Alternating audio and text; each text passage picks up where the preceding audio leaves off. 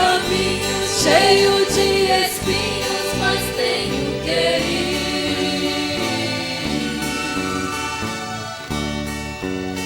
Eu vou, deixando sozinho todo inimigo que neste caminho me seguir. Eu sei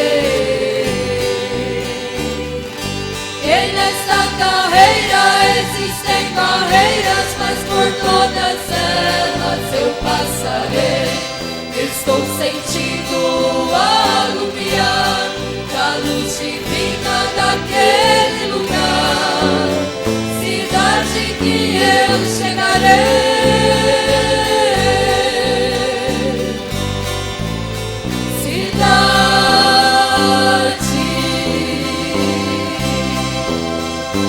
Nova Jerusalém,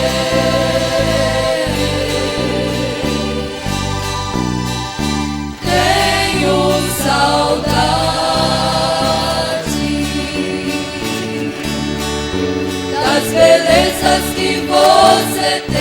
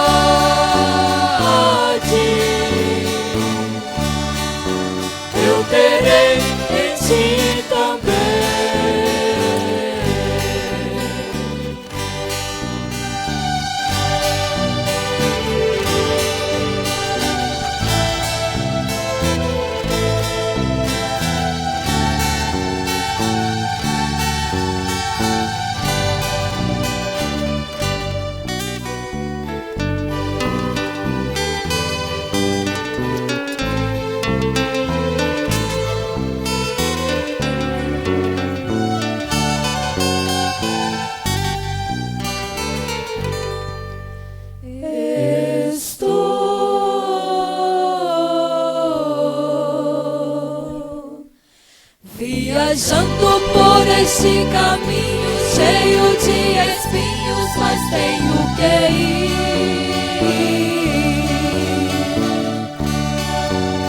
Eu vou, deixando sozinho todo inimigo que neste caminho me seguir.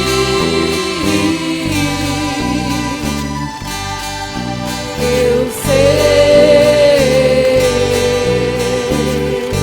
que nesta carreira existem barreiras, mas por todas elas eu passarei. Estou sentindo alumiar a luz divina daquele lugar, cidade que eu chegarei.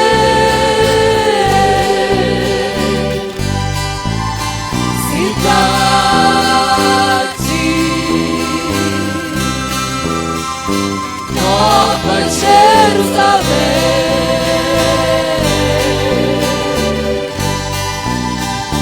tenho saudade das belezas que você tem.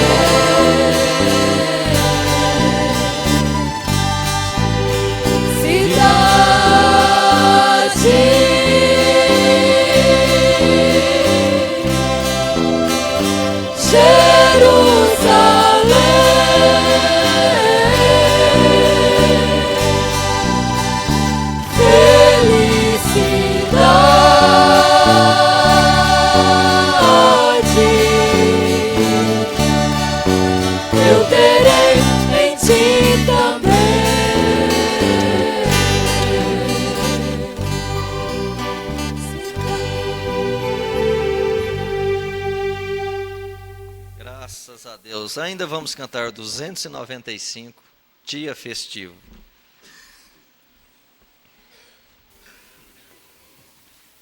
número 295.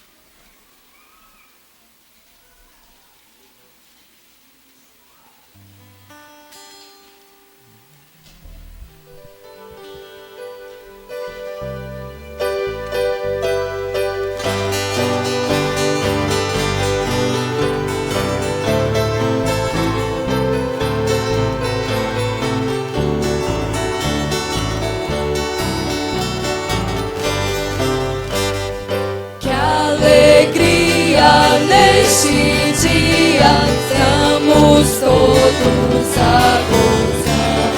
Neste ensejo com desejo temos só a Deus louvar. Oh, cantemos, pois com alegria neste grande, muito festivo dia vê o que nos fez o Rei. Que alegria neste dia enche-nos o coração. Inimigos e perigos já venceu o capitão. Oh, cantemos, pois com alegria neste grande, muito festivo dia o que nos fez o Rei dos Reis.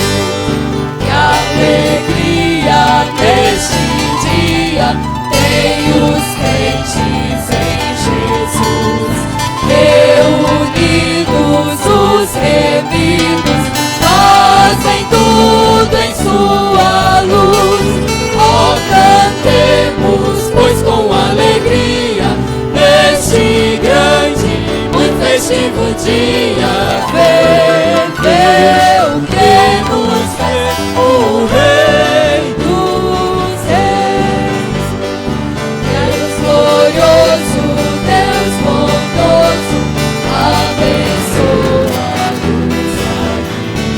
Que esta igreja sempre seja consagrada só a ti.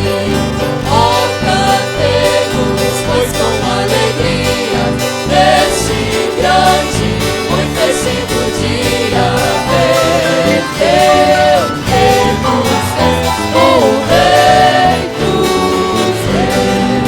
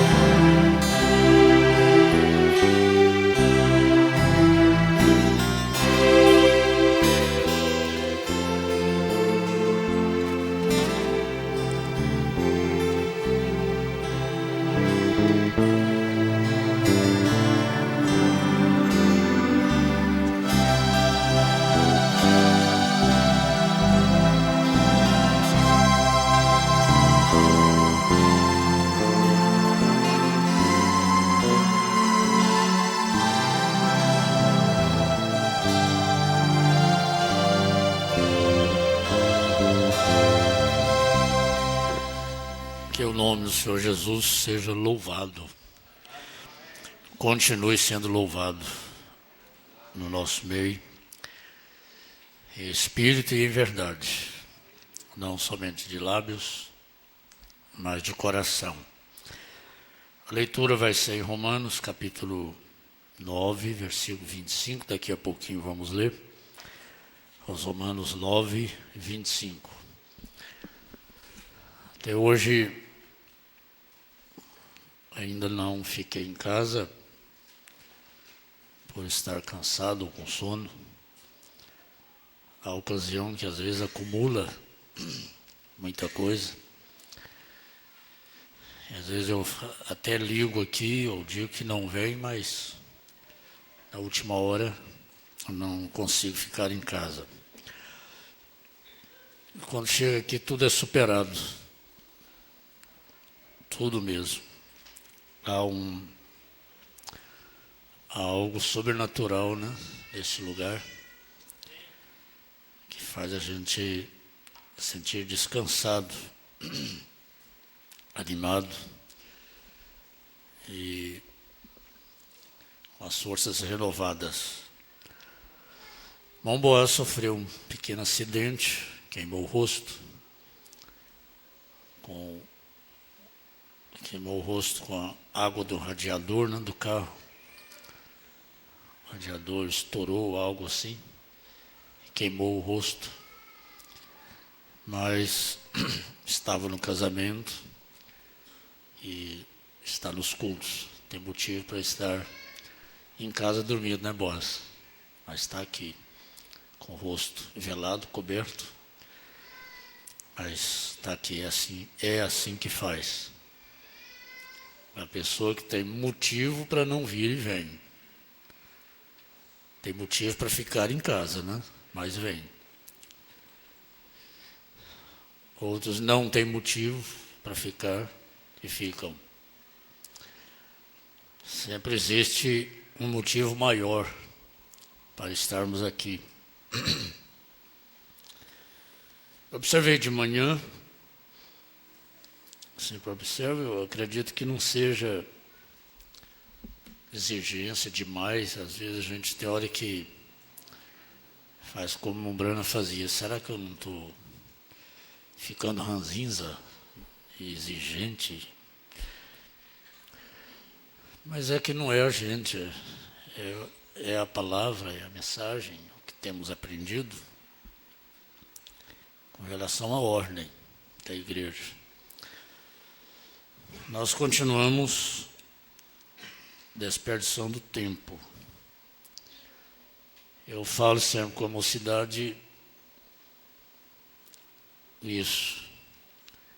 Se você não pode fazer muita coisa para Deus, pelo menos não perca tempo, não desperdice seu tempo. Se não pode aproveitar melhor o tempo, pelo menos não desperdice, não faça coisas que não deveria fazer. Aproveite melhor o tempo. E o certo é que a voz do profeta já é culto. Estava vendo isso. Se vocês observarem, vocês vão ver uma coisa.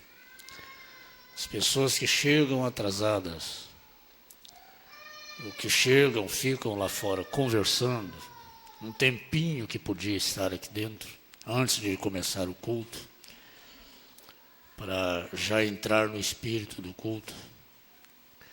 As pessoas que às vezes chegam, mas faz questão de ficar lá fora. Para que entrar para a igreja? Não começou o culto ainda. Parece que pensam assim, né? Bater um papo aqui fora primeiro.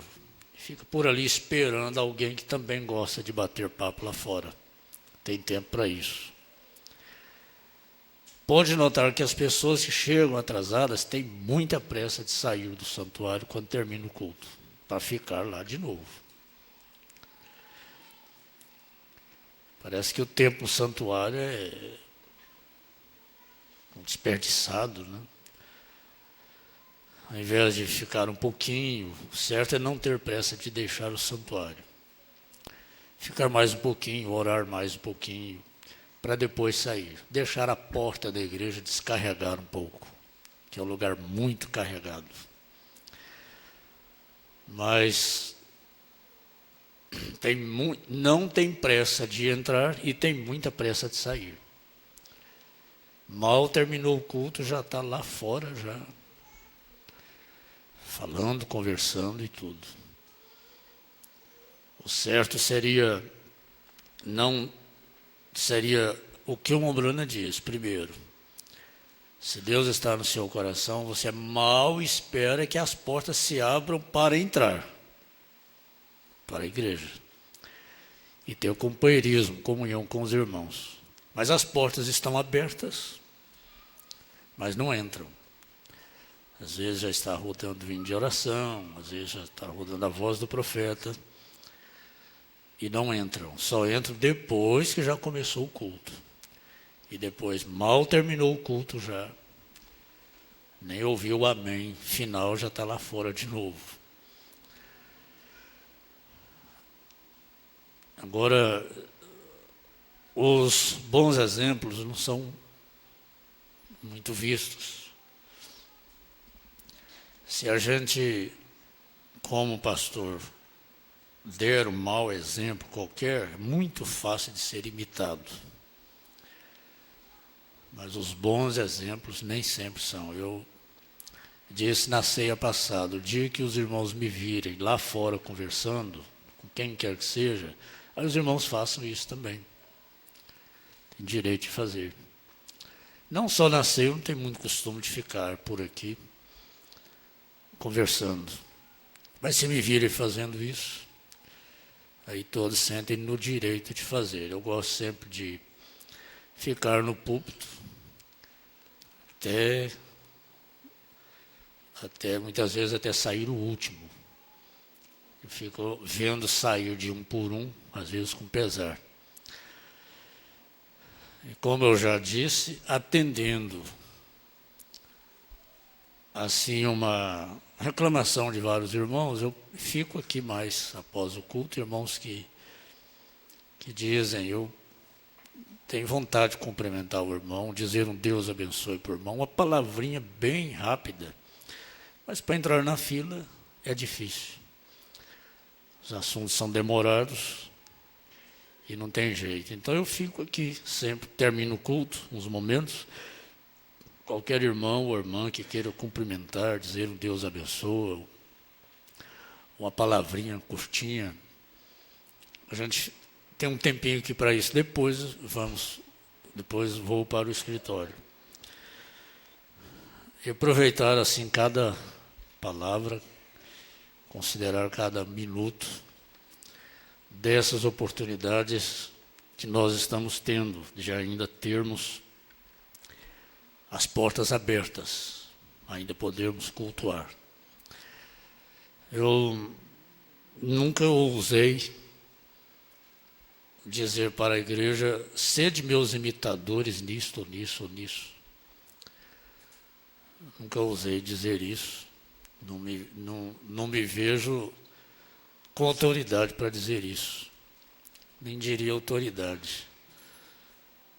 Isso é uma prerrogativa, né? Nunca me vi nesse direito de dizer isso. Mas às vezes eu digo, se me virem fazendo determinadas coisas, faço. A gente procura fazer como São Pedro disse, apacentar o rebanho de Deus, que está entre vós, não como tendo domínio sobre a herança de Deus, não como que mandando, mas servindo de exemplo ao rebanho, dando exemplo para o rebanho. A melhor maneira de apacentar o rebanho é dando exemplo, é caminhando na frente e não mandar. O profeta diz, eu nunca posso exigir uma coisa da igreja que eu mesmo não esteja disposto a fazer. Eu mesmo não dê conta de fazer. Então, melhor não exigir aquilo que a gente primeiro não está fazendo. Mas essa tecla é sempre batida e sei que para alguns é como exemplo, enfiar o dedo nesse copo d'água não vai resolver nada, não fica sinal nenhum, surte efeito nenhum. Mas para quem precisa, surte sim. Sei que irmão sente temor e diz assim, não, o certo é isso mesmo. Eu penso assim, irmãos, isso é uma preleção necessária. Eu penso assim, penso baseado nas Escrituras. a Bíblia e na mensagem. Há virtudes que cobrem multidão de falhas. A pontualidade cobre muitas falhas da gente. E é o mínimo. A gente ser pontual no chegar, pontual em tudo, estar presente, pontual no espírito, estar presente no espírito em tudo. E fazer aquilo que nos é confiado fazer com amor. Isso cobra multidão de erros nossos. Deus ama muito isso, e aí a gente recebe muito mais do culto. Chegar, entrar diretamente para o santuário e sentar, orar, ler uma mensagem, até que comece o período de oração, ou a voz do profeta. E a gente entra, senta, descansa, relaxa. Aí quando começa o culto, a gente já está no espírito do culto. Mas como é que vai entrar no espírito? Se já depois que está rodando a voz do profeta e que estava lá fora conversando coisas que não tem nada a ver com o culto. Conversando em roupa e sei lá o que for. Depois entra de uma vez, já a voz do profeta rodando. Exemplo do que vi hoje na escola dominical. Estava sem som lá em cima. Ainda que o número dos filhos de Israel seja como a areia do mar, o remanescente é que será salvo. A descendência, de acordo com a promessa, né? O número literal, ainda que seja como a areia do mar, como Deus disse a Abraão, o remanescente é que será salvo. Porque o Senhor executará a sua palavra sobre a terra, completando-a e abreviando-a. E como antes disse Isaías, se o Senhor dos Exércitos não nos deixara descendência, teríamos sido feitos como Sodoma e seríamos semelhantes a Gomorra. Que diremos, pois? Que os gentios que não buscavam a justiça alcançaram a justiça? Sim, mas a justiça é pela fé. Mas Israel, que buscava a lei da justiça, não chegou à lei da justiça. Por quê? Porque não foi pela fé, mas como pelas obras da lei, tropeçaram na pedra de tropeço.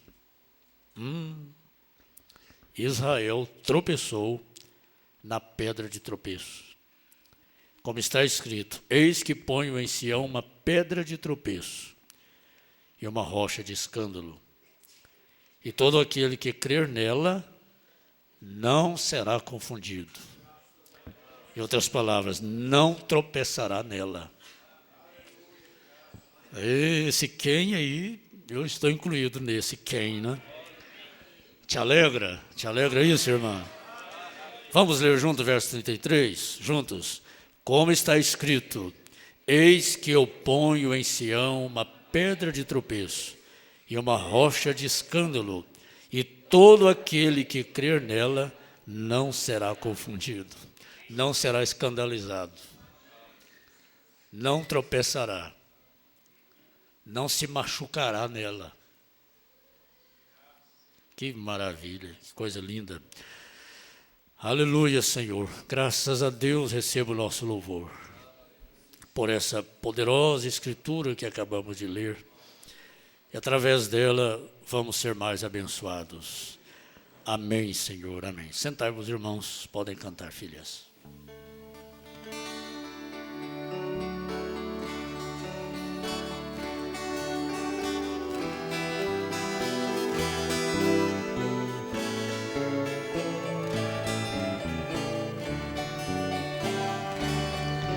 Muitas vezes na vida do crente, a luta é constante no teu caminhar. E tem momentos que a prova é tão grande e a gente pensa até em parar. Quando as lágrimas molham o teu rosto, o inimigo diz pra ele desistir. E quando pensa que está sozinho, tão desesperado só pelo caminho. Jesus diz: meu filho, eu estou aqui. A tempestade em breve vai passar. Jesus guia o barco no meio do mar. Ele é o piloto e quando guia o barco, o crente tem vitória. Faça como a palmeira quando o vento vem. Ele arrasta tudo e ela vai também. Mas quando ele passa, ela se levanta e canta vitória.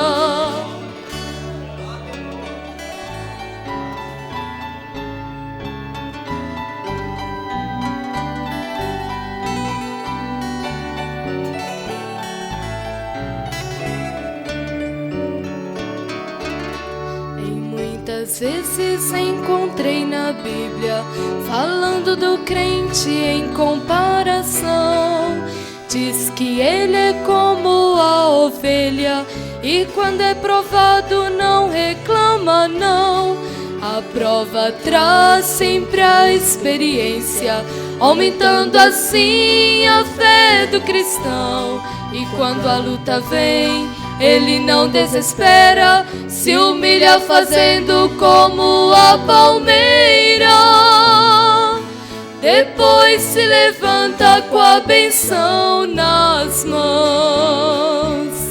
A tempestade em breve vai passar.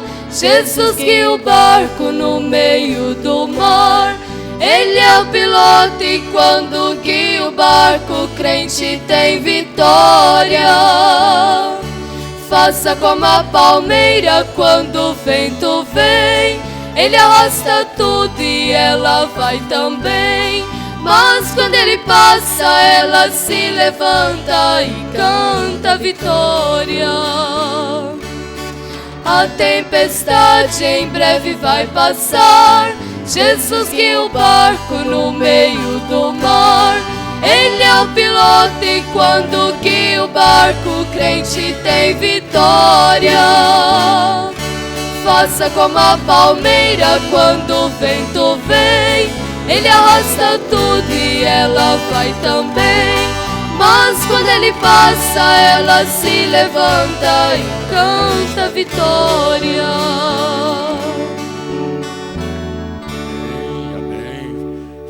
Vamos emendar com esse aqui, Clênia e Nara. Isso, agradeço, Senhor. Pode emendar. Agradeço, Senhor. Motivos são muitos para agradecermos ao Senhor 24 horas por dia. Pode cantar.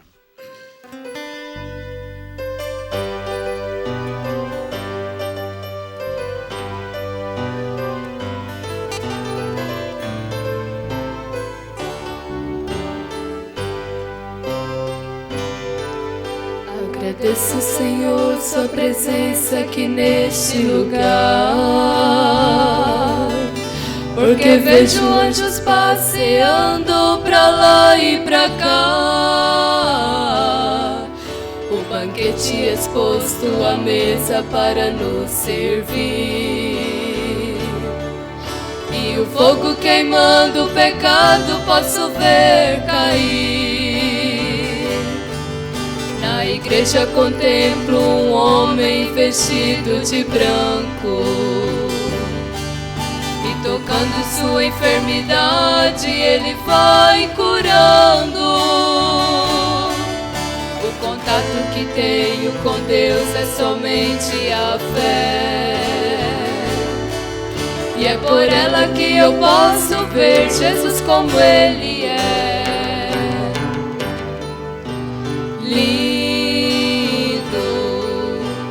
Lindo, santo, maravilhoso é o Senhor Jeová.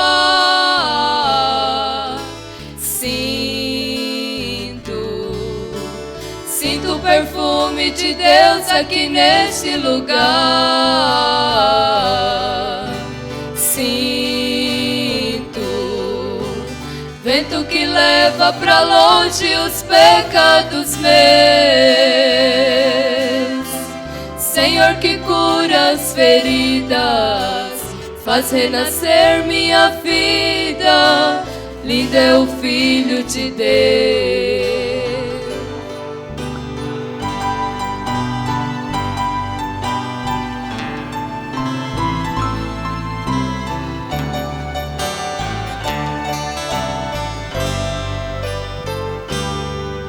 Na igreja contemplo um homem vestido de branco,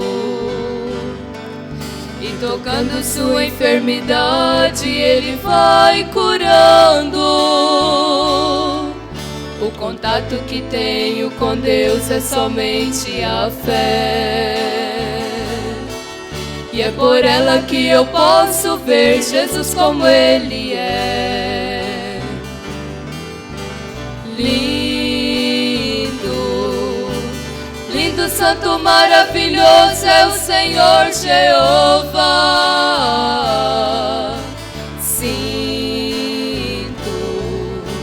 Sinto o perfume de Deus aqui neste lugar. Sinto vento que leva pra longe os pecados meus. Senhor que cura as feridas, faz renascer minha vida. Lindo é o Filho de Deus. Senhor que cura as feridas, faz renascer minha vida. Lindo é o Filho de Deus.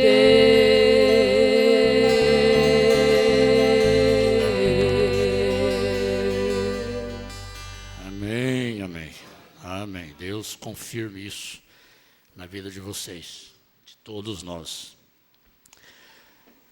Mas sempre,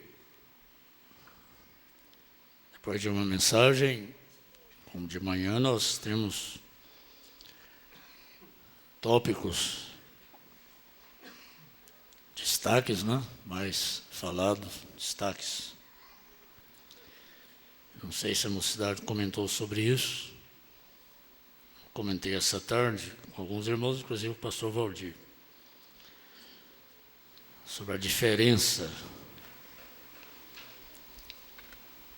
Uma das coisas que diferencia essa igreja,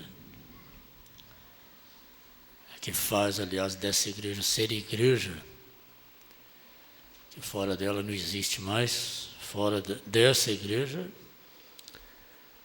são apenas ajuntamentos de religiosos em torno de homens famosos, em torno de política e dinheiro, personalismo, mais 1 milhão a mais. E pessoas que vêm aqui sempre comentam uma grande diferença.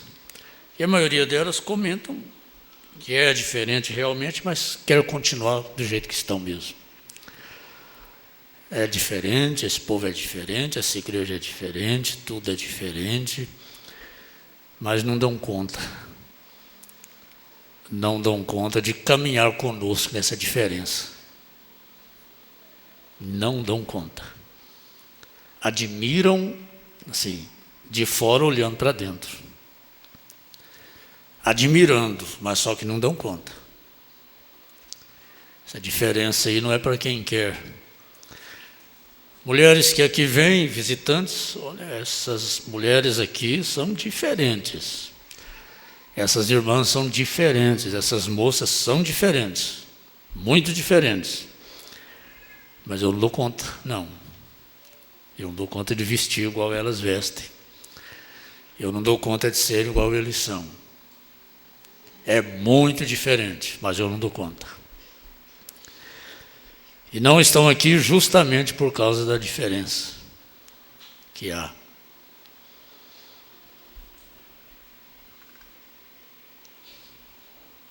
Então foi, inclusive, a ordem da igreja, né? ocasião de casamento, às vezes vem muitos visitantes e fotógrafos e tanta coisa. Que bom seria se a gente tivesse tudo, né? Mas não temos, então vem e admiram e dizem, essa igreja é diferente, eu vou voltar aqui. Só que nunca mais voltam.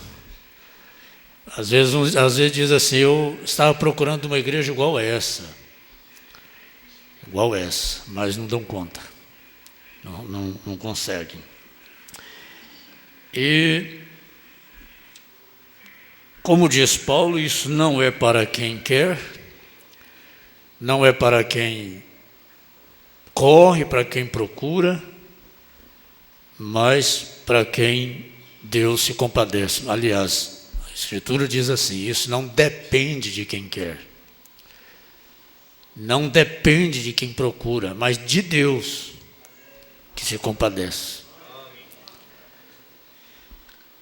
Então nós vimos de manhã que Israel era um povo diferente. Alguém destacou isso aí? A reunião dos jovens? Destacaram? Não. Israel era um povo diferente das demais nações. E o que diferenciava Israel era justamente o profeta. A diferença era o profeta, na ocasião de Samuel. Israel estava muito bem com Samuel na liderança. Samuel, como um tipo de Cristo, nele reunia 3 ofícios: profeta, sacerdote e rei. Ele era profeta para Israel, ele era sacerdote, ele era rei, e tudo funcionava perfeitamente.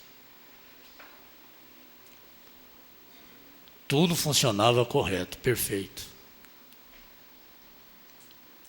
Mas aconteceu que Israel quis acabar com a diferença que havia, quis ser igual às outras nações. Vocês viram isso? A única coisa que diferenciava era o profeta. E eles então dispensaram, pediram que queriam ser igual às demais nações, com o rei. Israel parece que teve inveja das demais nações. E eles insistiram com o próprio Samuel, dizendo exatamente essas palavras: nós queremos ser como as demais nações, nós queremos um rei. Inclusive, chamaram Samuel de velho, né? O que Deus não gostou, porque o ofício nunca envelhece. Apesar das contradições, o Mombrana diz que as contradições de Samuel não estavam impedindo Israel ser abençoado. Os filhos de Samuel eram filhos aleivosos, filhos que davam trabalho. Mas a rebeldia, a desobediência dos filhos de Samuel não estavam impedindo. Em outras palavras, os problemas familiares, humanos, os problemas daqui de baixo, em torno de Samuel, não impediam as bênçãos de Deus sobre Israel através do ofício de Samuel. Foi por isso que Deus não gostou. Quando o povo disse: Samuel, senhor já está velho, já está avançado em dias, seus filhos não andam conforme os preceitos, não andam conforme nos seus passos, conforme o senhor anda. Então, vamos, em tempo, vamos constituir um rei sobre nós. Samuel entristeceu muito com aquilo e foi orar a Deus, muito triste. Deus disse para ele: o povo não está te rejeitando, mas está me rejeitando. Dispensando o governo de Deus. Agora eu vi uma coisa muito interessante nessa manhã. Quando Israel pediu um rei, Deus deu. Deus permitiu, Deus mandou que Samuel constituísse um rei sobre eles. Aí o que aconteceu? Eles queriam um rei mais jovem, forte, capacitado, sem problema. E tudo isso Saul tinha. Grandão, sobressalente, ombros largos. Onde estava o exército, se via Saul por cima de todos. Homem sobressalente, forte, simpático. E a simpatia dele conquistou todo mundo. Não tinha problemas de filho, porque nem filho tinha. Não tinha problema familiar. Samuel já desgastado, já velho, avançado em idade, família problemática, fraco. Mas nele estava os ofícios de profeta, sacerdote e rei. Samuel estava muito bem. Muito bem.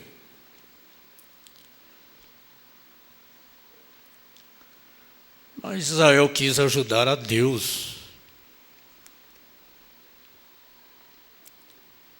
Eu tenho certeza que haveria uma continuidade, mesmo que Samuel partisse, haveria uma continuidade.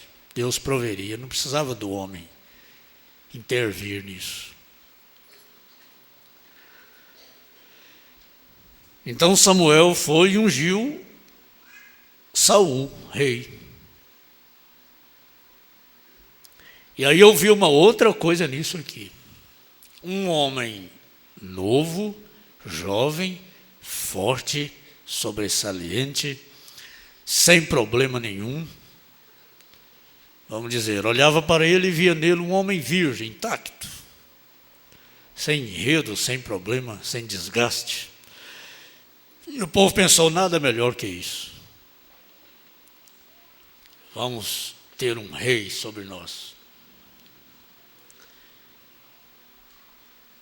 E o povo aclamou Saul, rei.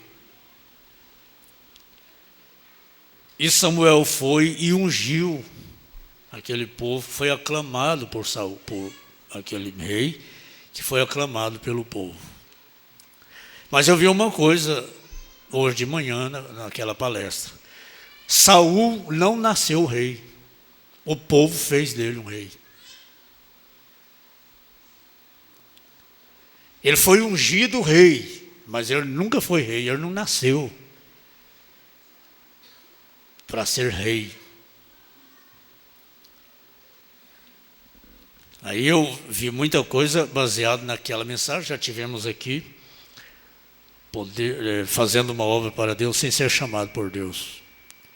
Um homem que não tem um ofício e recebe uma unção, ele vai fazer muito dano com isso. Por causa da unção. Meu Deus, quantos danos! Como Israel sofreu com aquele rei. Um homem que não nasceu rei, recebeu uma unção para ser rei. a pedido do povo, aclamação do povo, vontade do povo.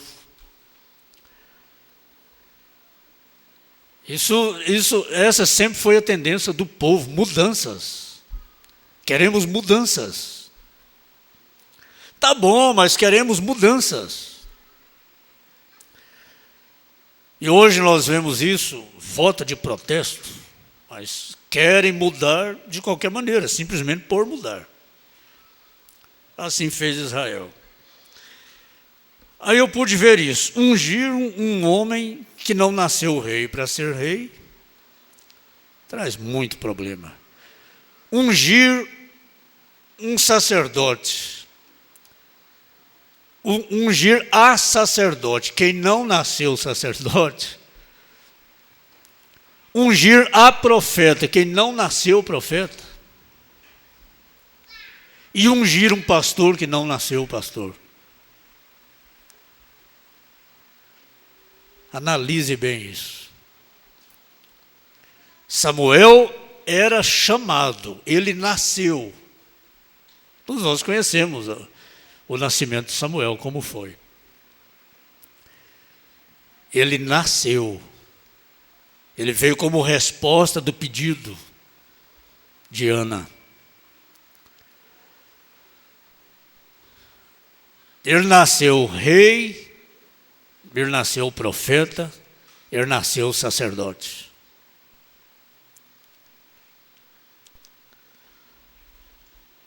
Um homem sob a unção e que não nasceu para tal unção, ele faz o povo sofrer muito. Quem sofreu foi o povo. Eu disse hoje para o pastor Valdir, depois do almoço, não tem problema nenhum, não é errado chamar um pastor de irmão. O irmão Valdir, o irmão Hélito, o irmão Édio, o irmão Mauro, o irmão Brana. O irmão Brana nunca disse. Bom, no filme, quando ele dizia, você crê que eu sou um profeta de Deus? Quer dizer, um profeta é um pregador. Ele era muito modesto, né? Ele dizia, vocês dizem que eu sou um profeta.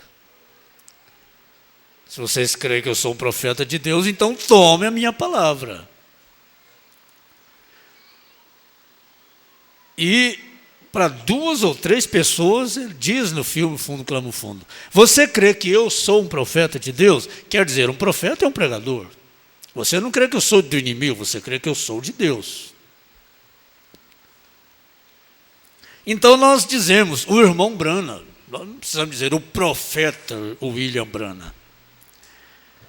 O profeta William Brana falou, até que seria bom se fosse assim, mas a maioria das vezes nós dizemos o irmão Brana, o irmão Brana, o irmão Brana. Agora, por que nós exigimos? Por que nós exigimos?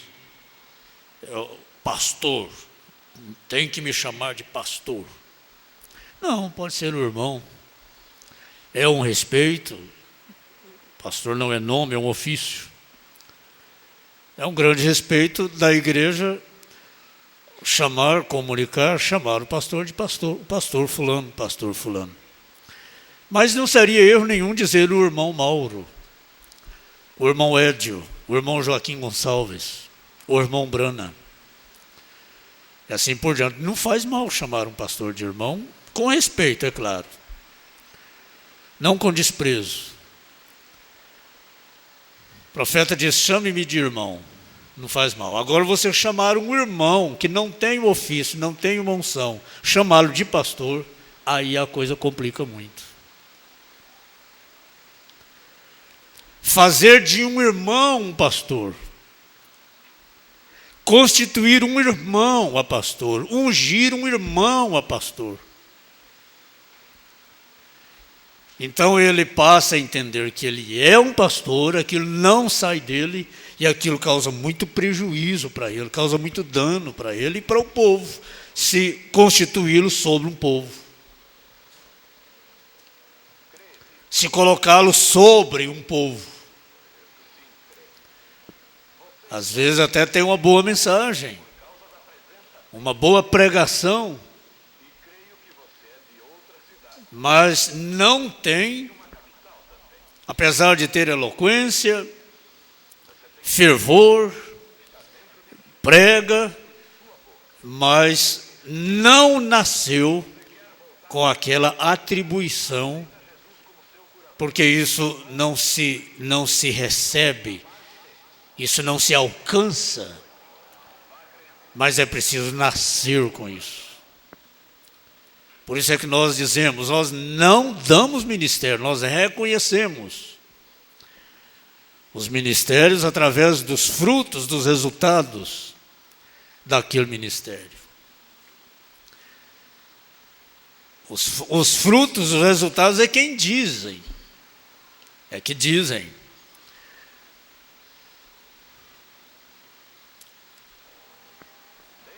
Aí nós vemos isto. Às vezes o profeta disse de manhã, na fita de manhã.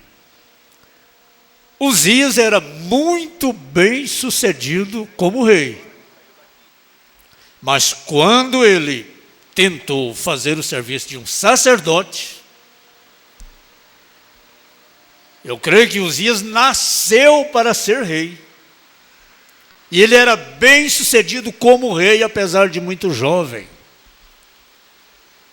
Se não me engano, foi com 8 anos de idade que ele foi declarado rei, ainda que não exercia o reinado, mas já era o rei. É como a monarquia, né? Automaticamente o filho é o rei. Assim foi, se não me engano, a gente mistura muitos nomes, assim foi Uzias. Mas quando ele tentou fazer o serviço de sacerdote, aí os cabos inverteram. E por mais que os anciãos, e homens experientes, maduros, tentassem convencer Uzias a não pôr a mão no fogo, no altar, não oferecer sacrifício, mas ele prevaleceu por causa da unção que estava sobre ele, da autoridade que estava sobre ele como rei. E quando as pessoas vinham e diziam para ele, não faça isso, ó majestade, esse serviço não é para o Senhor, ele dizia, calai-vos. Calai-vos. Ele tinha autoridade para mandá-los calar. Mas a consequência foi muito grande sobre aquele rei. Agora, notem. Existem bons pregadores. E sempre foi um erro que custa muito para o povo. Quando um pastor tem em sua companhia, em sua igreja, obreiros, evangelistas que pregam uma boa mensagem. Pregam uma boa mensagem. E às vezes a gente ouve isso. Eu estou consagrando esse irmão porque ele tem uma boa mensagem. Será que isso é tudo? Ter uma boa mensagem, uma mensagem eloquente, poderosa, isso não é tudo. Às vezes no púlpito ele tem uma poderosa mensagem. Ele sacode mesmo a igreja e enche às vezes o altar de almas. Embora hoje mesmo os evangelistas, por excelência na mensagem, não fazem mais isso. Não é tempo mais para isso. Encher o altar. Mas no ministério sacerdotal, a coisa já não funciona, os frutos não. Os frutos dizem outra coisa.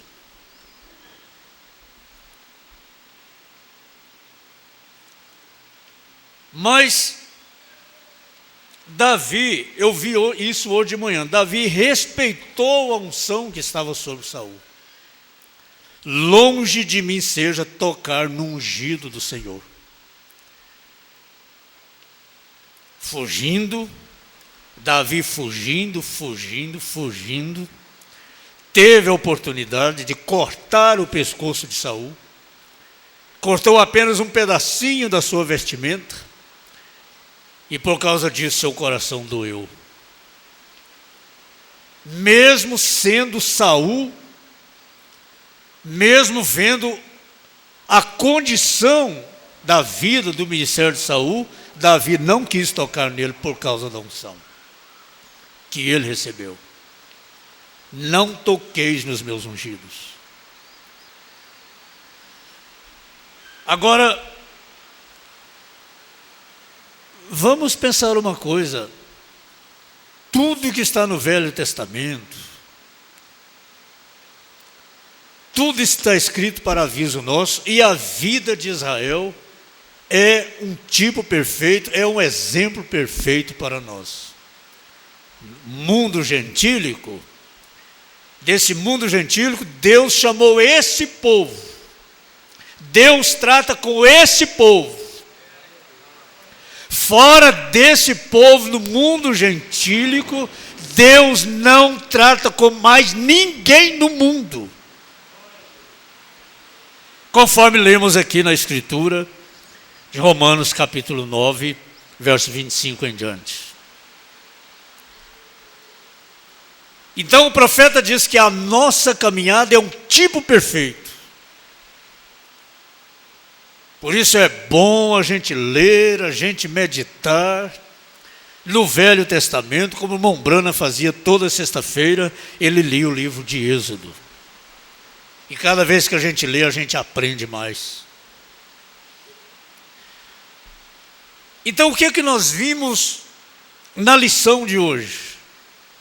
Baseado nesse destaque aqui. Israel fez questão de não ser diferente mais, quis ser igual aos demais. A única coisa que diferenciava, Israel tirou fora e se tornou igual às demais nações. E o preço foi muito alto que Israel pagou.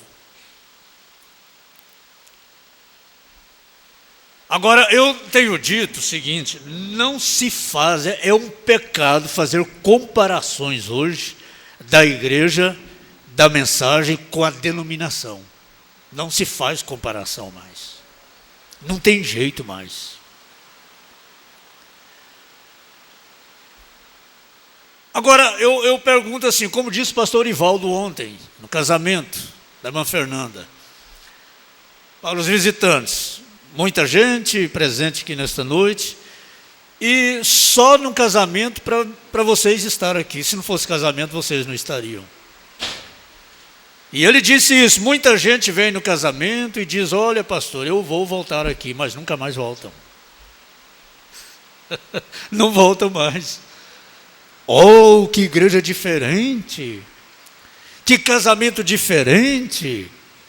Começa na hora certinha, a noiva não atrasa, o casamento não demora tanto. Tem lugar que a noiva atrasa 2 horas, quando ela chega na igreja, os visitantes já foram quase todo mundo embora. E conversa na igreja, e coisa social, extravagâncias, e decotes, e mini saias, e essa porcariada toda de reunião social de casamento. E chega que eles ficam até sem saber o que fazer. Mas só se for no outro casamento para voltar. A diferença é muito grande. E eles estão tão baixos que eles olham para cima assim e dizem, mas isso é muito alto para a gente subir. Para vestir igual vocês vestem, a gente tem que subir muito. Para vestir como vocês se vestem, para usar o que vocês usam, a gente tem que subir muito. Vocês estão alto demais, é impossível ter que renunciar tanta coisa. Eu vir para cá para vestir igual vocês vestem, para agir igual vocês agem. Não, a diferença é muito grande, não só em questão de roupa. A diferença não é bem isso. Isso aí são pequenos rudimentos. Se vestir bem, se trajar com modéstia, como nós trajamos, isso são dos menores rudimentos. Não é isso propriamente a diferença. A diferença era exatamente a diferença que havia em Israel. Era um profeta. A diferença hoje é o profeta. A diferença hoje é exatamente isto. Nesta mensagem, um lugar provido por Deus para adoração, o profeta fala de Israel do tempo de Balaão.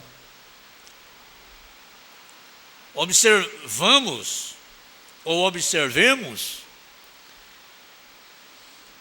que ambos, tanto Balaão quanto Moisés, Israel tinha um Balaão, um falso profeta. Por que ele era falso? As profecias dele eram certas, mas o que fazia Balaão ser falso? Me respondam, quem se lembra? Oi? A doutrina. Balaão profetizava com os olhos abertos, mas a doutrina era falsa.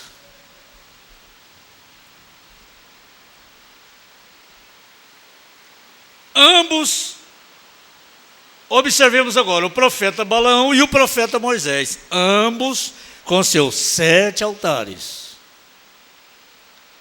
Altares edificados a Jeová.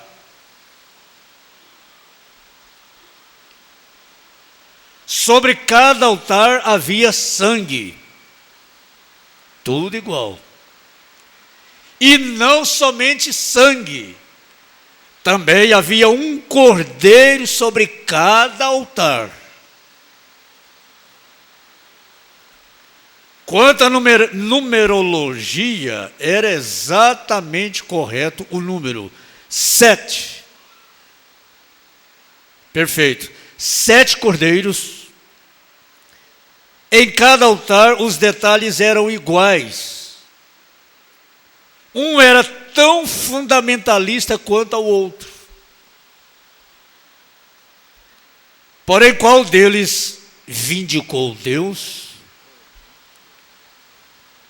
Qual deles foi vindicado por Deus? Aquele que estava em sua palavra. Note bem. Por isso eu disse, não é só porque nos vestimos assim, não é só porque batizamos no nome do Senhor Jesus Cristo, não é só porque tomamos a ceia com pão asmo e vinho puro e lavamos os pés, que nos faz diferentes.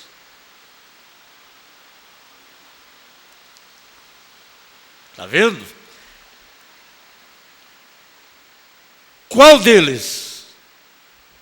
Um era tão fundamentalista quanto o outro. Quer dizer, fundamentalmente, ambos estavam certos.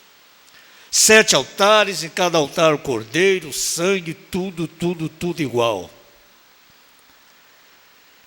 Mas qual deles vindicou Deus?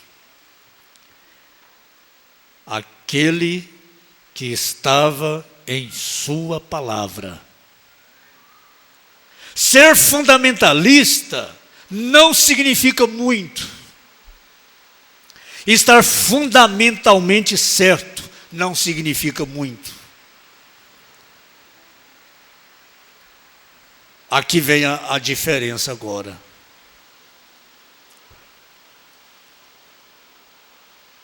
Aí nós vamos entender uma coisa, irmãs, irmãos. Vamos entender uma coisa aqui agora maravilhosa. Por que as irmãs se vestem desta forma? Para serem salvas? Não. As irmãs se vestem dessa forma por quê? Porque são salvas. As irmãs se vestem desta forma para quê? Para receber o Espírito Santo? Não, porque as irmãs têm o Espírito Santo. Por que as irmãs se vestem dessa forma? Por medo do inferno? Não, por amar o céu. É por amar ao céu, não por medo. Mas é por causa da revelação que as irmãs têm. Por causa da revelação que a igreja tem. É ter a revelação de Deus.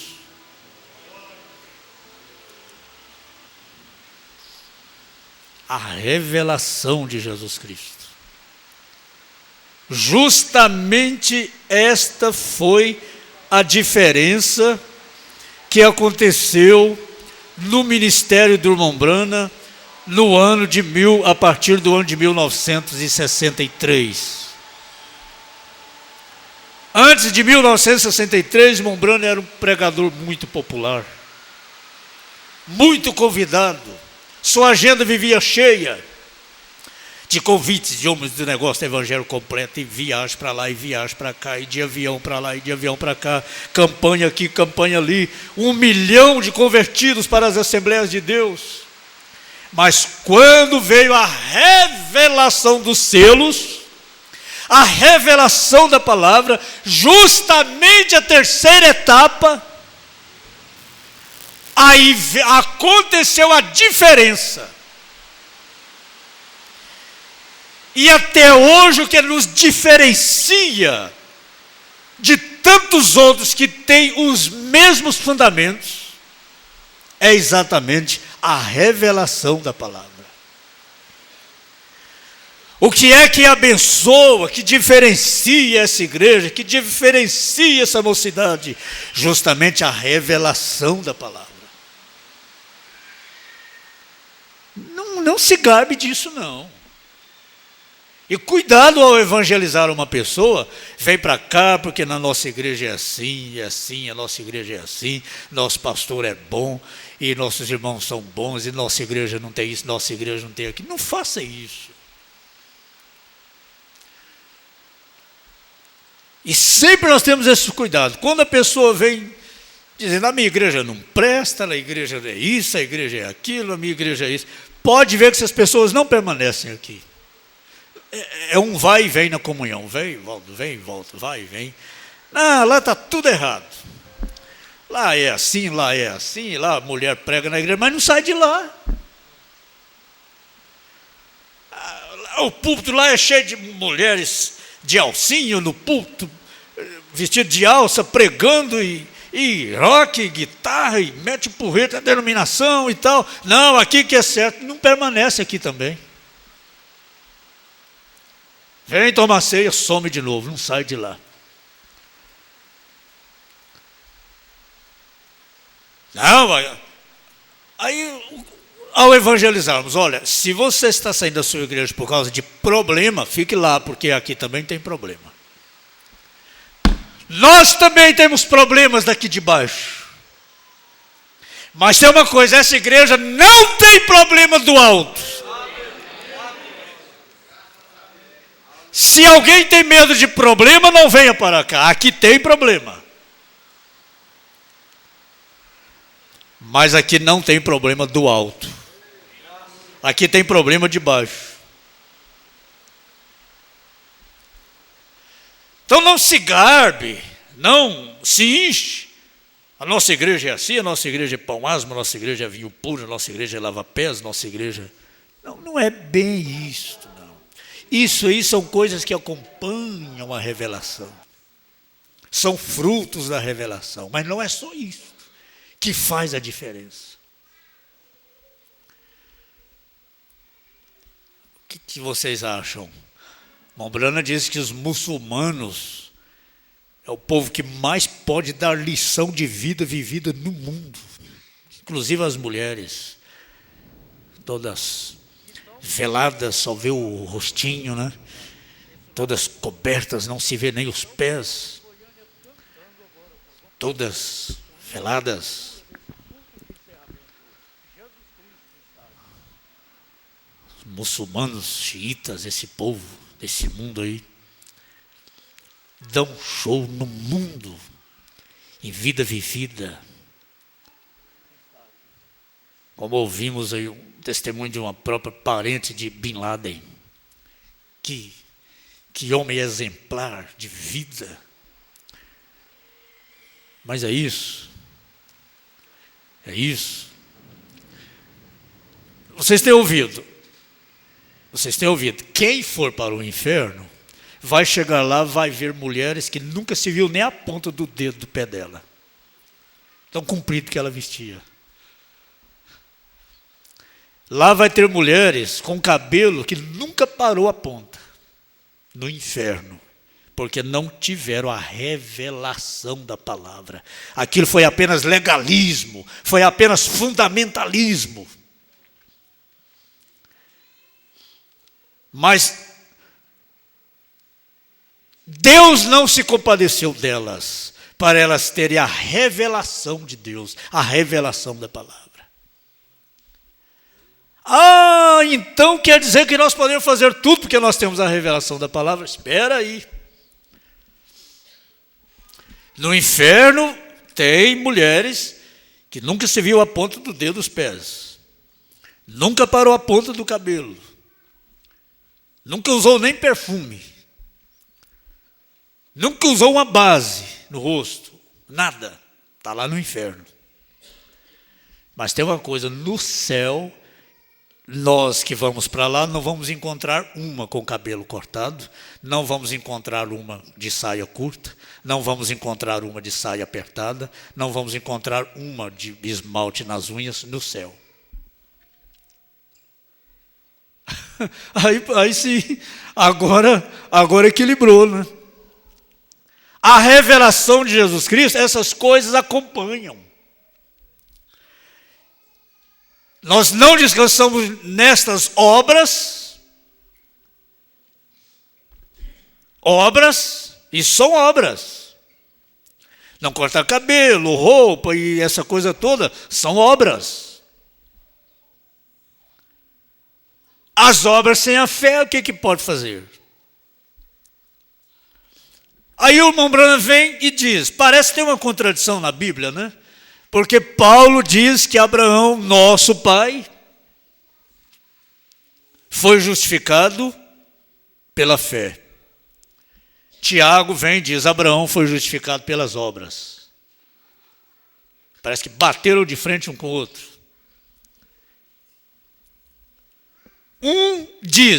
Paulo diz, Abraão foi justificado pela fé. Tiago diz, Abraão foi justificado pelas obras. Chega, sétimo anjo, vem cá, sétimo anjo, explica isso aqui para nós. Irmão Brana, vem cá, sétimo anjo, vem cá, não pode ter contradição na Bíblia. O sétimo anjo chegou e diz, Tiago falou daquilo que os homens viram em Abraão. Paulo falou daquilo que Deus viu em Abraão. Obras e fé são como marido e mulher. Por isso, Paulo falou do que Deus viu, Tiago falou do que o homem viu. E as obras acompanham a fé. As obras das quais Tiago falou eram por causa da fé que Abraão tinha. As obras seguem, as obras acompanham a fé. Aí concluímos, as obras não é para ser salvos, mas é porque somos salvos. Como isso é claro, como isso é bonito.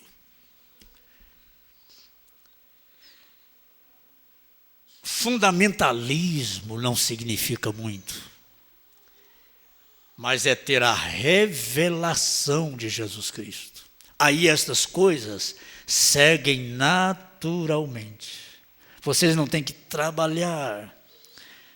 como que realizando uma grande obra para Deus, quando veste uma roupa decente, como que assim, eu estou me sacrificando tanto. Como eu estou me sacrificando. Que cruz. Mas eu tenho que ser salva. Que sacrifício.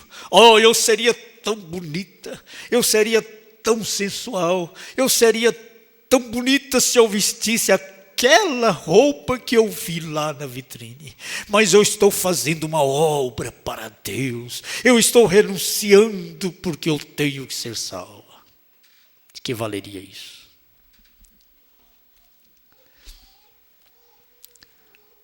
Aí seria a ovelha dizer assim, eu tenho que jejumar, eu tenho que orar, eu tenho que forçar, eu tenho que trabalhar para produzir lã. Não precisa. A natureza dela produz a lã naturalmente. Ela é tosquiada, toda lã é tosquiada. Daí a pouco ela está toda revestida outra vez, porque o que ela é do lado de dentro, produz a lã do lado de fora. O que nós somos do lado de dentro, produz os frutos do lado de fora. O que nós somos do lado de dentro quer dizer, a estatura do varão perfeito por dentro, Cristo por dentro. Olha só, vamos entender isso aqui pela revelação da palavra. Cristo em você. Olha, irmãos, isso é glorioso, eu quero que vocês olhem para cá. Cristo em você. Através da revelação da palavra, Cristo, a natureza de Cristo, o próprio Cristo, em você, em seu coração, produz a vida vivida do lado de fora. Cristo por dentro produz vida vivida do lado de fora. Por isso, vida vivida não é imposta. Vida vivida não é, você tem que fazer. Se essa mocidade não fizer, eu tiro. Se essa igreja não fizer, eu tiro. Eu excluo. Na minha igreja não entra. Na minha igreja não entra. Na minha igreja não entra. Não é isso que é vida vivida. Não dão conta, não. Não dão conta, não. Não dão conta de pregar terceira etapa. Quanto mais tentam pregar terceira etapa, mais embaraçados ficam.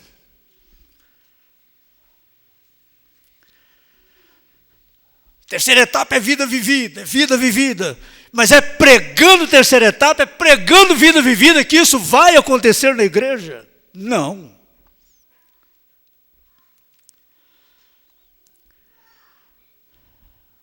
Através do ouvir a palavra revelada, a natureza de Cristo, a estatura do varão perfeito, sai do gráfico. Ela não fica ali naquele gráfico. Ela está aí no seu coração. Se existisse um olho mecânico, uma câmera que pudesse filmar o coração do eleito, aquilo ali estaria lá. Ó. Estatura do varão perfeito está aí. E é isto que produz vida vivida. Vida vivida também não é sermão. Vida vivida também não é imposto ou imposta. Não é através do tem que a igreja adquire vida vivida. Vida vivida é Cristo vivendo em nós. Cristo vivendo na igreja. Cristo vivendo na mocidade. Cristo vivendo nos jovens. Aí isso vai produzindo a lã. Ela não tem que esforçar para produzir lã. Ela não tem que chorar para produzir lã. Ela não tem que chorar para oferecer lã.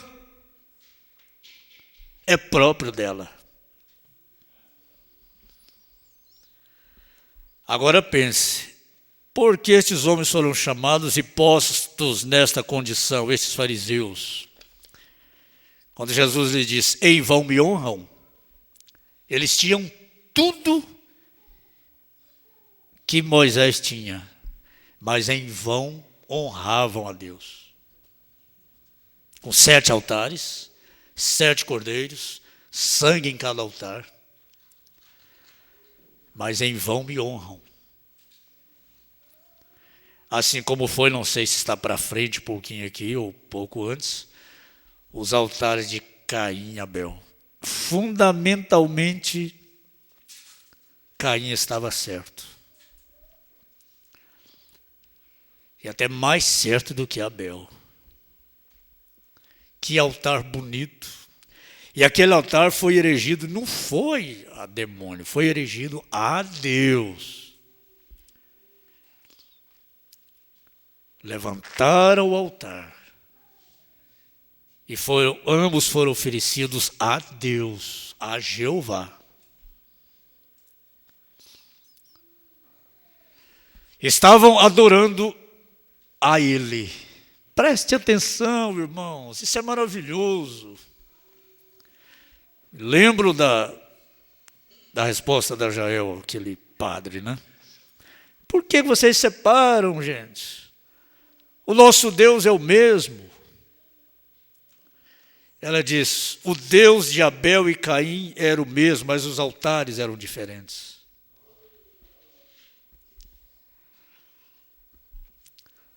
Para quê? O evangelho é o mesmo. Somos igrejas também. Estavam adorando a ele. Balaão não estava adorando ao diabo, estava adorando a ele.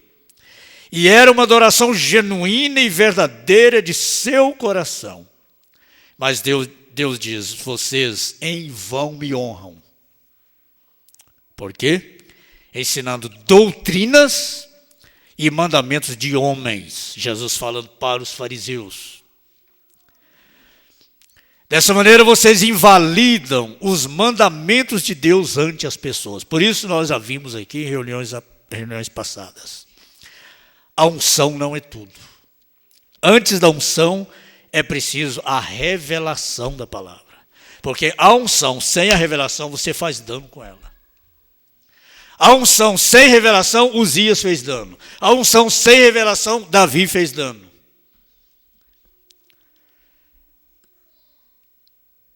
Tanto, às vezes, num sentido, eu digo para o conjunto, eu digo para quem exerce ministério, eu digo, a unção faz a diferença. No nosso caso, porque nós temos a revelação. Então a unção faz a diferença para nós. Mas sem a revelação da palavra, sem estar certo com a palavra, sem a revelação da palavra, com a unção pode fazer muito dano. Justamente por causa da unção. Aí eu fui no G12 e fica 3 dias lá no mato, não sei aonde, e ali acontece tanta coisa, aí volta ungida,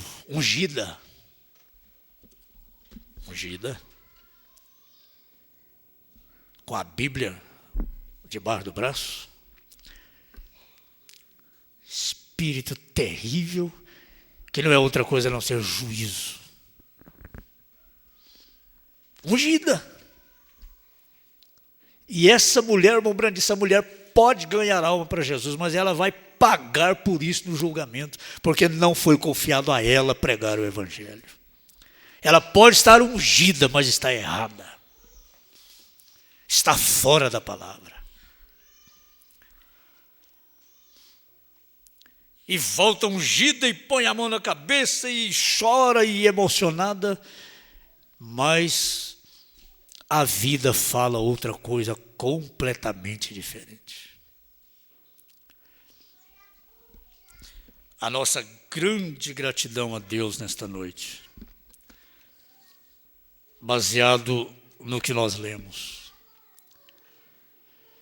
Deus sabe como fazer as coisas, Deus sabe como medir as coisas. Como ouvimos, Deus não pode liberar tudo de uma vez. À medida que nós vamos amadurecendo na palavra, Ele vai liberando. Deus sabe como nos provar. Deus sabe regular a prova. Deus sabe regular as lutas. Deus sabe regular tudo. E eu volto a dizer, encerrando. Deus não trata mais com nenhum povo no mundo como está tratando com essa noiva. Há um remanescente, como lemos aqui. Ainda que a descendência de Abraão seja como a areia do mar, apenas um remanescente que é salvo. E os 144.000 completa o número desse remanescente. Dos que estão debaixo do altar. Mas dos que estão na terra, e dos que estiverem na terra, apenas 144.000. 12.000 de cada tribo.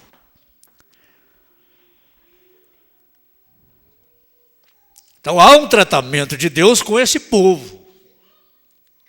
É o relógio de Deus, marca o tempo de Deus. Mas fora de Israel, porque Deus não trata com Israel como povo, porque Ele está tratando conosco agora. Deus não trata com dois povos ao mesmo tempo. Como também diz Oséias, chamarei meu povo ao que não era povo. Ao que não era meu povo, e amada a que não era amada. Isso que não se refere a judeus.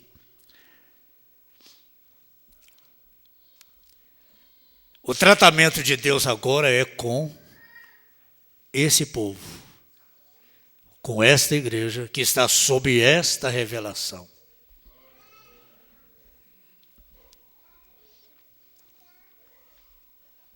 Como ouvimos hoje. Cadê as pias de cartas de ouvintes de programa Fé para Vencer, pedindo batismo para aqui, para ali, para aqui, para ali? Cadê? A pregação da mensagem hoje, vocês anotaram isso, né? A pregação foi dita em São Paulo. Não é outra coisa a não ser eu acuso a esta geração. A pregação para essa geração não é outra coisa senão acusação, condenação. Para essas denominações mortas. Para esse mundo, essa era vomitada da boca de Deus. Vomitada da boca de Deus quer dizer Deus não fala com ela mais. O que está na boca de Deus? A palavra. Vomitar-te-ei da minha boca, quer dizer, eu não falo mais com esta era, com essa igreja laodiceana. Mas a noiva está na boca de Deus. Ela é a boca de Deus nesta geração. Deus não fala com ninguém no mundo como está falando conosco, meus irmãos. Boca a boca, boca a ouvido. Deus não está falando com ninguém, e às vezes entra alguém aqui dentro, escuta, mas Deus não fala com eles mais. Exatamente, o povo chegou no pé do Sinai e ouviu o quê? Trovoadas, pedras rolando, relâmpagos, o monte tremendo, fumaça subindo. Era o que o povo ouvia, mas Moisés ouvia Deus falando. Era Deus conversando com Moisés lá em cima, lá no cume. Deus conversando com Moisés, o povo escutava trovoadas, não entendia nada.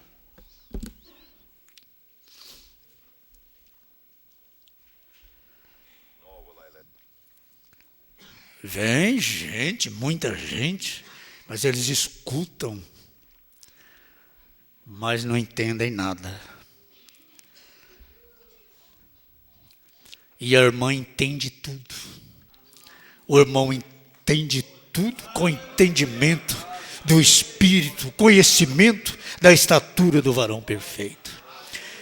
O que é isso? Isso é Deus falando. Isso é Deus falando. Ninguém entendeu essa nuvem, até hoje não entenderam essa nuvem, mas a noiva entendeu essa nuvem. Foi Deus falando com o nosso profeta, vindicando a revelação dos 7 selos. Cadê as cartas? Não tem mais. Cadê os pedidos de evangelistas com mochilas nas costas, nas matas, por todo o Brasil? Acabou. Agora a mensagem, para quem está dentro, é luz. Para quem está fora, é treva. Para quem está dentro, essa pedra aqui, ó, não é confusão não. Quem crer nela não será confundido. Mas para os outros é pedra de tropeço. Oh Deus grandioso. Por quê? Porque não foi pela fé, mas como pelas obras da lei, tropeçaram na pedra de tropeço. Tropeçaram na pedra de tropeço. Como está escrito, eis que ponho em Sião uma pedra de tropeço e uma rocha de escândalo. E todo aquele que nela crer, como Pedro creu, não será confundido como Pedro não foi confundido. Tu és o Cristo, o Filho do Deus vivo, é a revelação que Pedro teve. Pedro não tropeçou em Jesus. O que dizem eles ser o Filho do Homem? Em outras palavras, o que dizem eles ser essa pedra que está diante de vocês?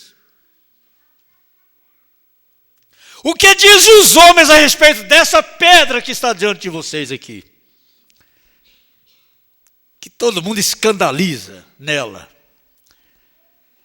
Uns dizem que é Jeremias, outros dizem que é Elias, outros dizem que é um dos profetas antigos que ressuscitou, outros dizem que é Belzebu, outros dizem que é segunda pessoa da Santíssima Trindade, e cada um rebenta o pé de uma maneira nessa pedra.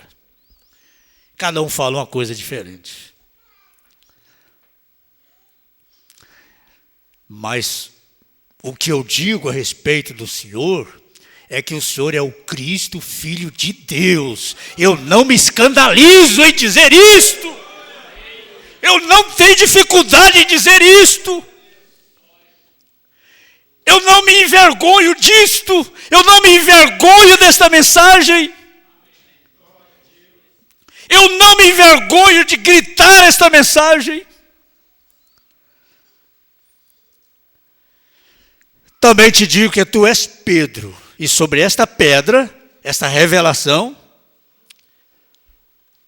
essa base, edificarei a minha igreja. Aqui está ela, parte dela. Edificarei a minha igreja. E, o que mais? O que mais que Jesus disse em seguida? E as portas do inferno não prevalecerão contra ela. Então, para quem está dentro, olhando para fora, e para quem está aqui dentro, é luz, é uma rocha de bênção, é a principal pedra da esquina, é a principal pedra do fundamento, é luz. Mas para os outros é uma rocha de escândalo, uma pedra de tropeço, não entendem nada, acha tudo muito bom, acha bonitozinho. Aqui não tem rock, né? Aqui essa mocidade canta, esse povo veste tão bem. Aqui é muito bom, aqui é muito bom, mas é alto demais. Eu não dou conta, é muito alto. Eu não dou conta.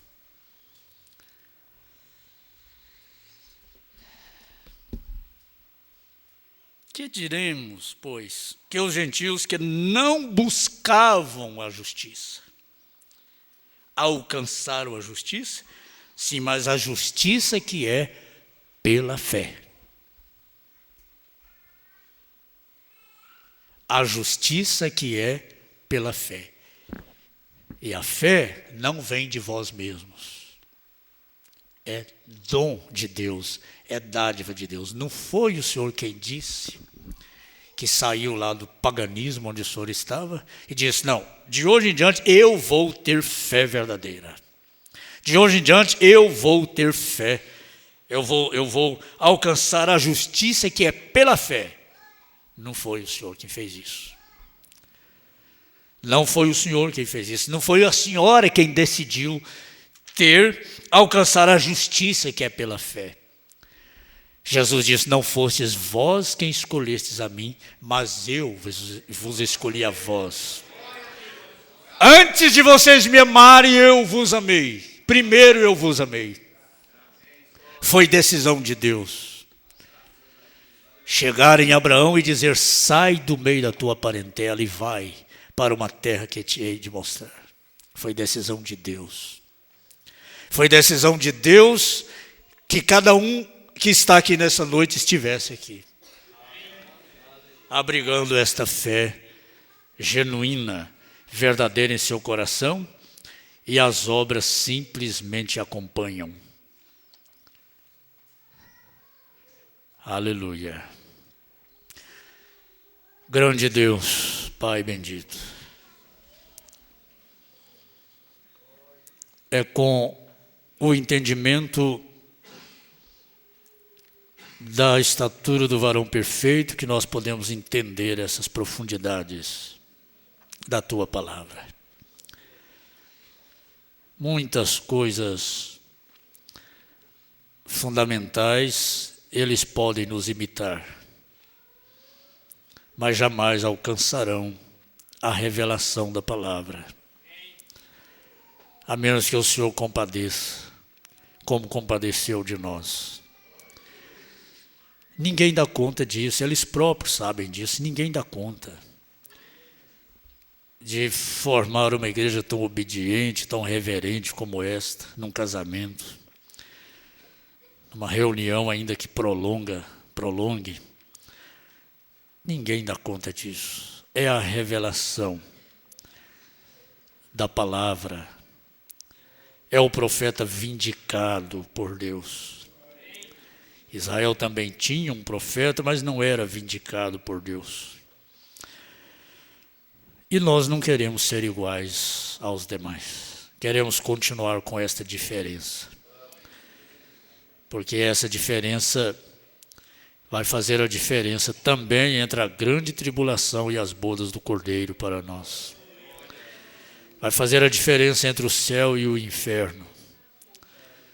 Temos que ser diferentes. Há algo que nos faz diferentes.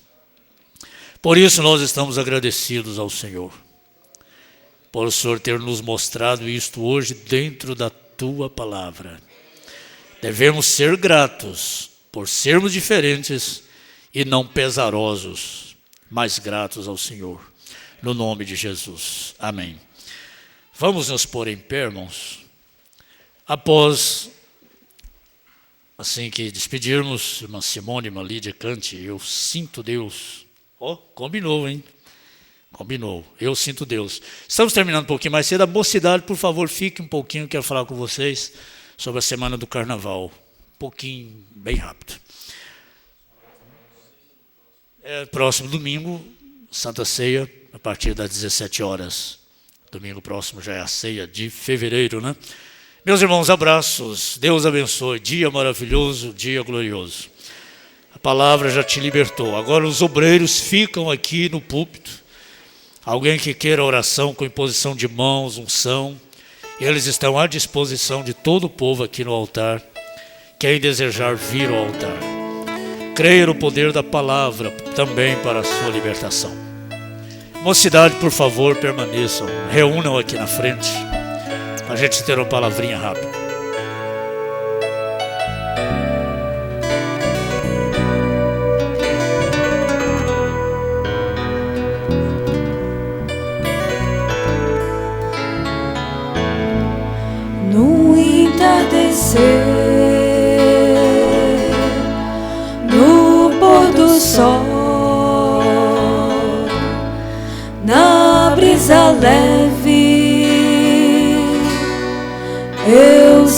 Deus na penumbra de uma noite silenciosa. Eu sinto Deus, eu sinto Deus, sinto sua mão, o seu olhar a me guardar. Eu sinto Deus, sinto sua mão, o seu olhar a me guardar.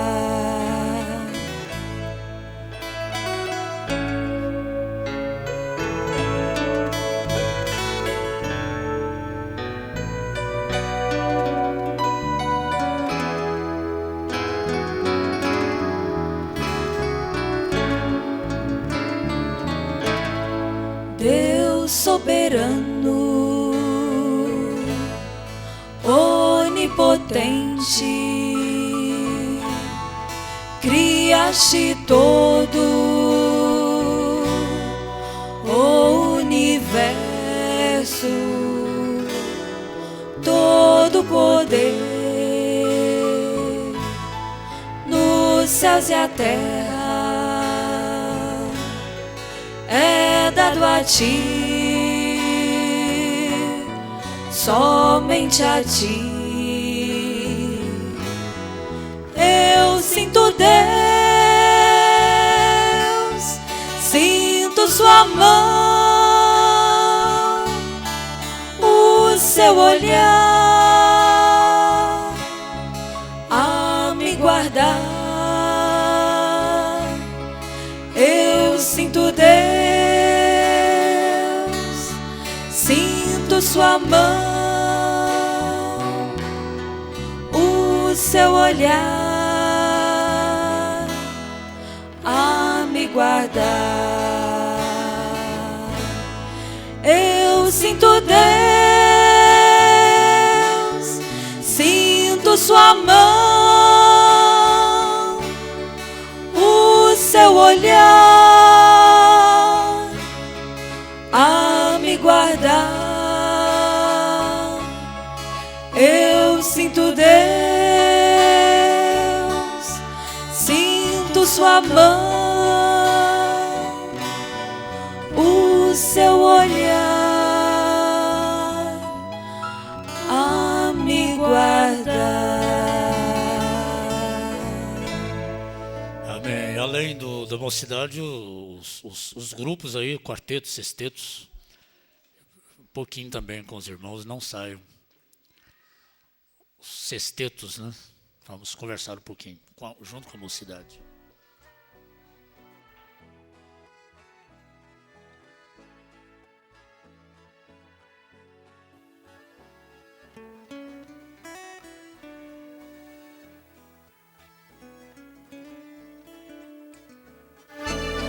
Se você está cansado ou a cruz está pesada, e se pensas que não podes prosseguir sua jornada, ergue os olhos para o céu e contempla o meu Jesus. Ele morreu numa cruz e surgiu com vida e luz. Ele pode te ajudar. Jesus Cristo está aqui, com a bênção em suas mãos. Se quiseres receber, abra o teu coração, que a bênção vai chegar. O céu está se abrindo e o poder também caindo. É a glória ser manifestando a vitória vem te dar.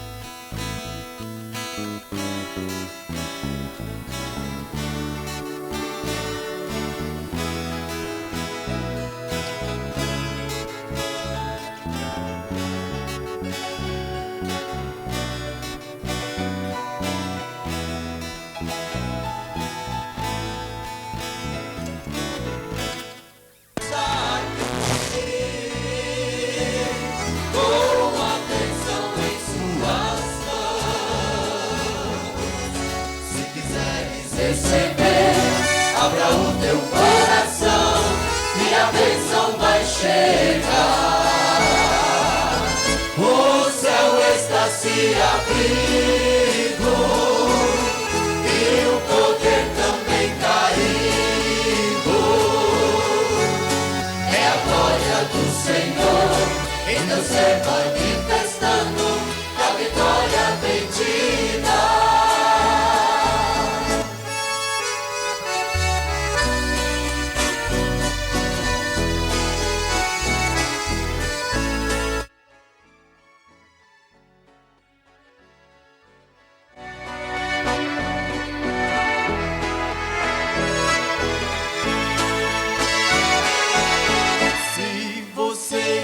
Cansado, ou a cruz está pesada, e se pensas que não podes prosseguir sua jornada, ergue os olhos para o céu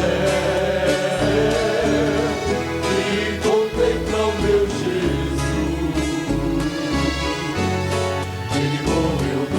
Cruz, ressurgiu com vida e luz, Ele pode te ajudar. Jesus Cristo está aqui, com a bênção em suas mãos. Se quiseres receber, abra o teu coração, que a bênção vai chegar. Se abrindo e o poder também caindo. É a glória do Senhor em teu ser manifestando, a vitória vem te dar.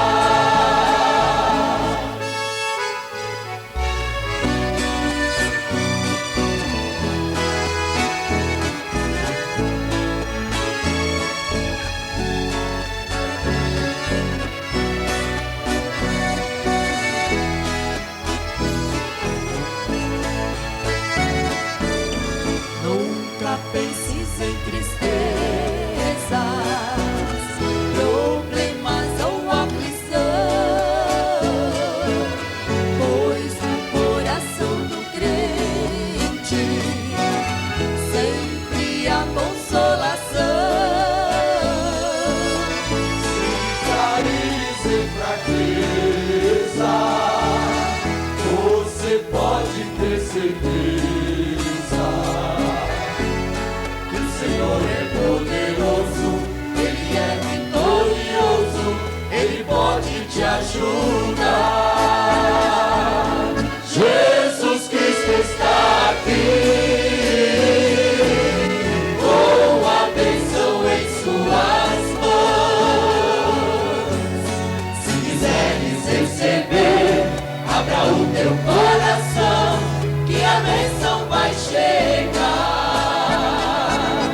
O céu está se abrindo